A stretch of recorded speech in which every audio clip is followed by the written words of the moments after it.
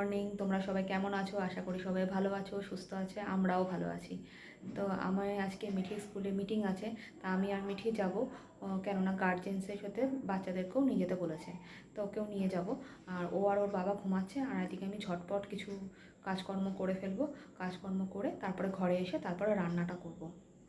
আর আজকে আবার আমার ঘরে একজন আসবে, তখন তোমাদের দেখাচ্ছি কে এসছে।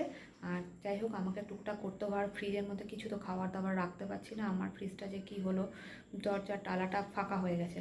তোমাদের চলো তাহলে দেখাই যে কী অবস্থা, আর বেরিয়ে গিয়ে তোমাদের সাথে দেখা হচ্ছে।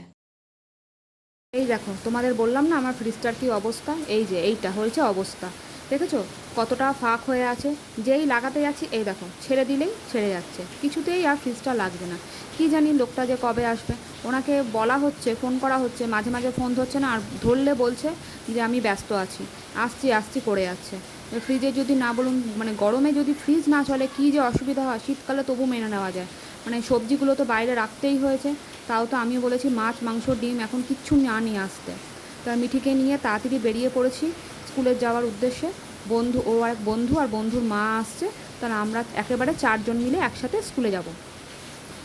আর আজকে ওদের মিটিংটা আছে, মিটিংটা ওদের হয় 2-3বার মিটিং হয়, তো মানে কী হচ্ছে না হচ্ছে জানানোর জন্য, আর খাতা ঠাতা দেখায় ঠাকায়।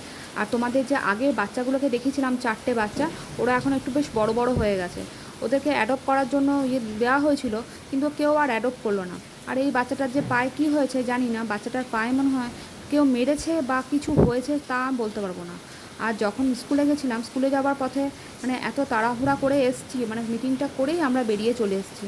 কারণ মানে বাজারও করা ছিল, তাও করিনি, মানে ঘরে যে আসবে একজন, তার জন্য আর বাজার টাজার কিচ্ছু করিনি। একটু আম কিনেছি আর চলে এসেছি। আর এই যে মিঠি, বাজারে আম সবে মাত্র পাকা আম নেমেছে, আর নামা মাত্রই মিঠির খাওয়া শুরু। আমগুলো বেশ সুন্দর, ছোট ছোট ছিল, নাকি হিমসাগর কয়েকজন বয়স্ক মহিলা নিচ্ছিলেন, ওই দেখেই আমি নিলাম। মানে ভয়ও লাগছিলো যে আমগুলো কি ভালো হবে না খারাপ হবে, মানে কিন্তু ঘরে এসে দেখলাম যে না, আমি পেরেছি। আর শুভ্রজিৎ তোমাদেরকে ওটাই বলছে যে আমগুলো ভালো হয়েছে। আর আমাদের সামনে একজন বয়স্ক মহিলা আছে, তোমাদের গাছটা দেখাবো, প্রচণ্ড আম হয়। উনি এমনি আম মানে পড়লে মাটিতে কাউকে একটা আম দেয় না। তাই শুভ্রজিৎ বলছে, কিন্তু কথাগুলো আমি কেন হয়ে গেছে বলো তো, কথাগুলো না খুব আস্তে হয়েছিল, তাই কথাগুলোকে আর নিতে পারিনি। তাই শুভ্রজিৎ এখন যাচ্ছে ওনাকে আনতে।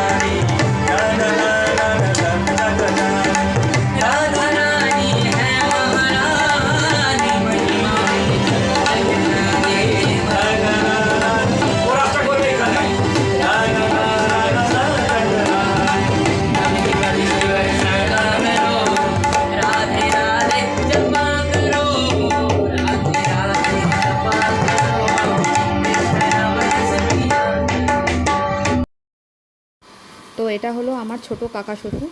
আমার শ্বশুরমশাইরা 3 ভাই, তার মধ্যে ইনি হলো ছোট। তো কাকা এসেছিলো, প্রোগ্রাম ছিল বলে এসেছিলো, তা শুভ্রজিৎ ওখানে গেছিলো তা নিয়ে আসতে। তো যাই হোক, কাকা চলে এসছে, ঘরে খাওয়া দাওয়া করছে, এটাই তোমাদের বলার ছিল। আর তোমাদের ভালো লাগলে ভিডিওটা একটা like, comment, share and subscribe করতে একদমই ভুলো না। আর তোমরা সবাই ভালো থেকো, সুস্থ থেকো, আর সবাইকে ভালো রেখো। এখনকার জন্য ভিডিওটা এখানেই এন্ড করছি। Tata, good night.